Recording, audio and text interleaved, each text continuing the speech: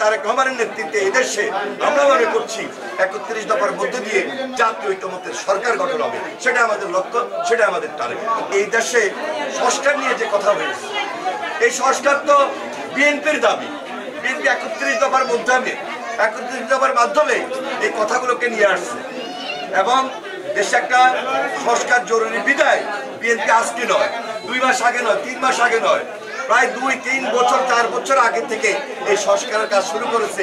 এবং বিশেষভাবে যদি আপনি দেখেন শহীদ রাষ্ট্রপতি জিয়া রহমানের শাসন ব্যবস্থা একদলীয় শাসন থেকে বহুদলীয় গণতন্ত্র এবং দেশনেত্রী বেগম খালেদা জিয়ার নেতৃত্বে সংসদীয় গণতন্ত্র, এই যে ভিশন 2030 বেগম খালেদা জিয়ার নেতৃত্বে, আবুসের নেত্রী বেগম খালেদা জিয়ার নেতৃত্বে এবং সর্বশেষ তারেক রহমানের নেতৃত্বে 31 দফা, সবকিছু মিলে বিএনপি এই সংস্কারের উদ্যোগ গ্রহণ করেছে স্বাধীনতার পর থেকে, যখন থেকে বিএনপি দেশ নেতৃত্ব দিচ্ছে। তাহলে আজকে একদিকে সংস্কার, একদিকে বিচার প্রক্রিয়া, আরেকদিকে এই দেশে জনগণের সরকার প্রতিষ্ঠিত হওয়া, একটা গণতান্ত্রিক নির্বাচন, যেটা আমাদের প্রত্যাশার জায়গা থেকে আমাদের দাবি, জনগণের দাবি।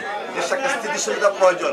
এই স্থিতিশীলতার মধ্য দিয়ে সবাই দেশের মানুষ আমরা ঐক্যবদ্ধ থাকবো এবং তারেক রহমানের নেতৃত্বে এই দেশে আমরা মনে করছি ৩১ দফার মধ্য দিয়ে জাতীয় ঐক্যমত্যের সরকার গঠন হবে। সেটা আমাদের লক্ষ্য, সেটা আমাদের টার্গেট। বিএনপি একটা গণমানুষের দল, বিএনপি জনগণের দল। বিএনপি সবসময় মানুষের পাশে থেকে কাজ করছে, যেটা শহীদ রাষ্ট্রপতি জিয়া রহমান এবং দেশনেত্রী বেগম খালেদা জিয়ার নেতৃত্ব হয়েছে। আজকে আমরা সবাই মিলে এই দলকে এমনভাবে সংগঠিত করছি, নেতা নির্বাচিত করছি, আজকে সবাই মিলে আমরা এক এবং ঐক্যবদ্ধ থাকব। এই কারণে আগামী দিনগুলোতে সবাইকে নিয়ে সবার জন্য সুন্দর বাংলাদেশ, আগামীর বাংলাদেশটা যেন সুন্দর হয়, সেই দিকে আমরা বিশেষভাবে নজর দিচ্ছি, লক্ষ্য রাখছি।